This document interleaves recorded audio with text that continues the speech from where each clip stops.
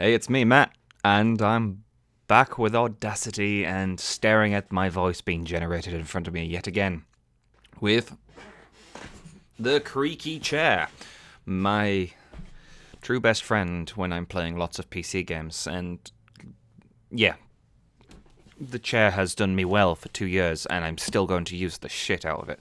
But that's not why we're here today. If you checked out the title of this channel, channel video. The main subject of today is the fact that I love D&D. I don't play enough D&D. I wish to play more D&D, but work and organization and Jesus Christ, God help us type deal. It's very difficult to organize D&D on shift work. And so far, I've managed to go to 3 sessions out of at least 10 in one campaign, and I almost missed another campaign because I'd completely forgotten about its day. Yeah. But also, during the time that I have played, I've also decided, you know what, I'm going to make my own fucking game. So I did. And I'm happy with it. I can't remember what I called it. I think I've called it... hang on, I'll bring it up. Machine God. Yep, the Machine God, which was also assisted by my friend, Roth, who wrote a lot of the lore for the first game.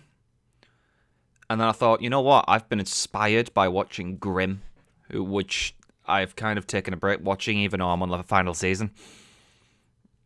And I thought, hang on, this episode is giving me an idea. Do you know what I'm going to fucking do? I'm going to make another game, which I've not played yet.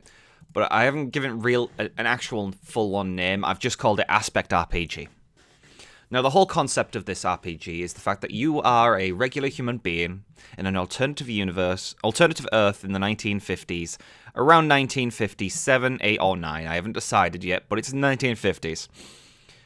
And one day, you just get a letter in the post, and it's like, hang on, I don't recognize this. It's fancy handwriting. Break the seal, yup.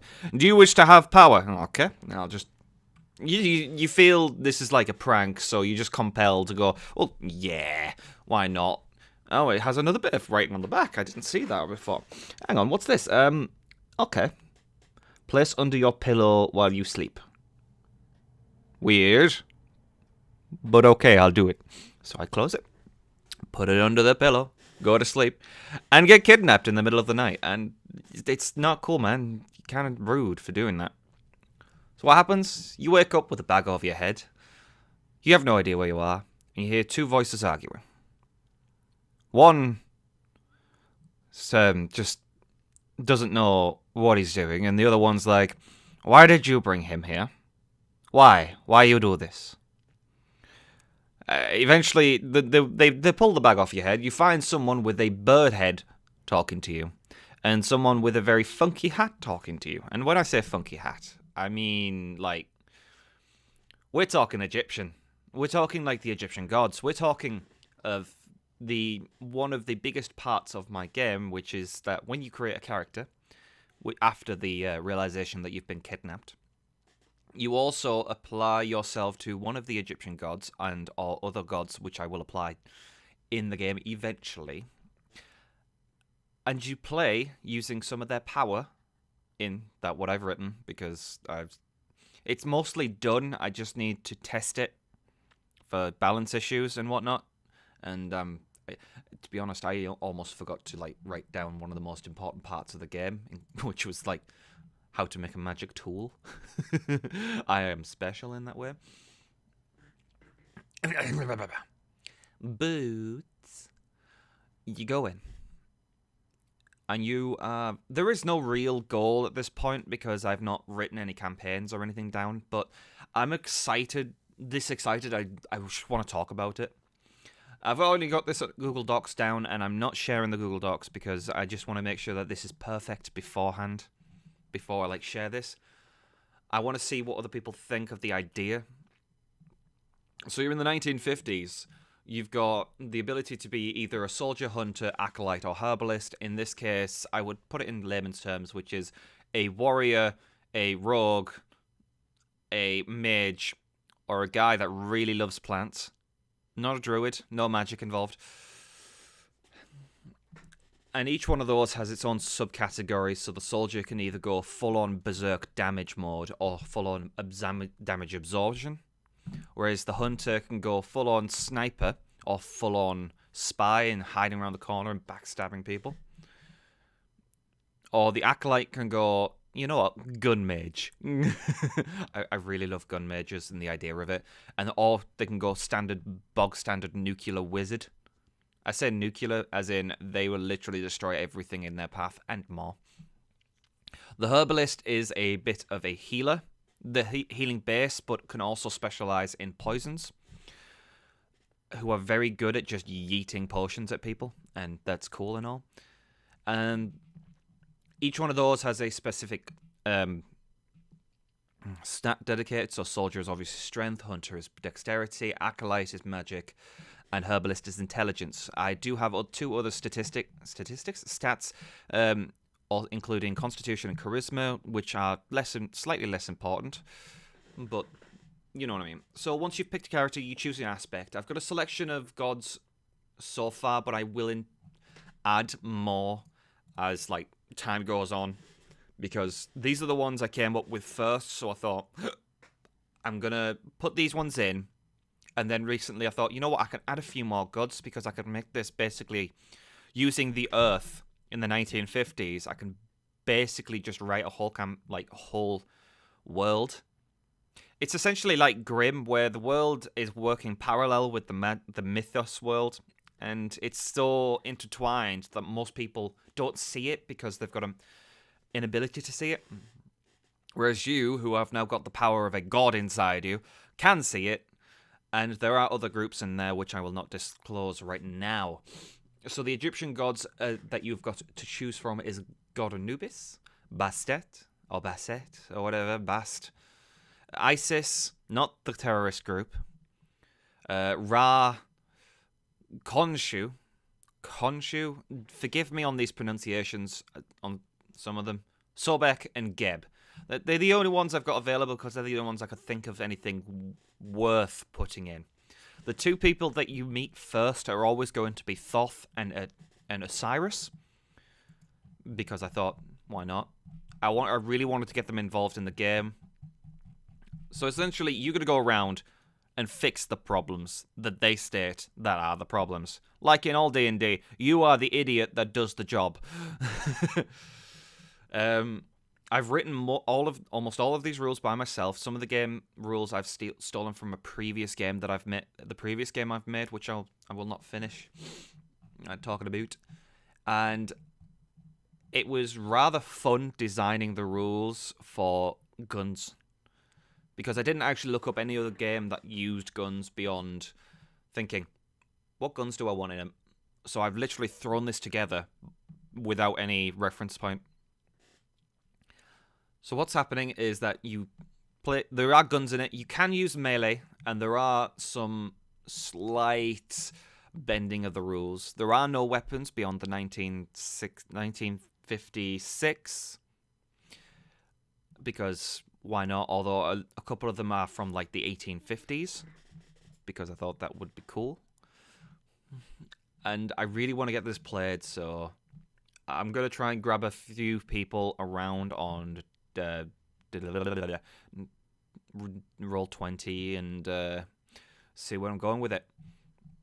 If anyone wants to ask any questions about the RPG on the comments down below, I will be glad to talk about it, obviously. In the background, I've used some of the Apex Legends video that I was going to upload, but then it got hit by a false copyright claim because someone from a multi-channel network or an automatic bot has decided, you know what, the music within Apex Legends is completely the same as this person's completely original shite. I mean, it's shite to me because I don't like it. If other people like it, that's cool on them, but I don't really give a shit. You're falsely copyrighting one of my videos of music that I don't own, but I can't dispute that without claiming ownership of that, because the copyright system in YouTube is absolutely shit. In other news, I've been listening to the Dark Souls music a lot more, because honestly, it is some of the nicest music in video games that I've listened to, along with the Doom 2016 music and some of the stuff that was developed for League of Legends, which is not in League of Legends, but you get what I mean.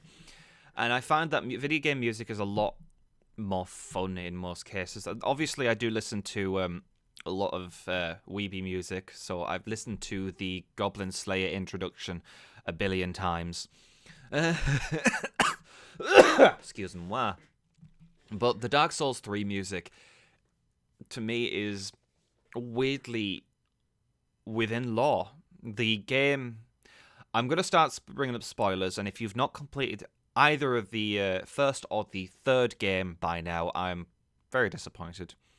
But the final boss music in Dark Souls 1, you'd expect it to be some grandiose feeling of, this is the end! Come on, fight me! But no, it's almost depressing.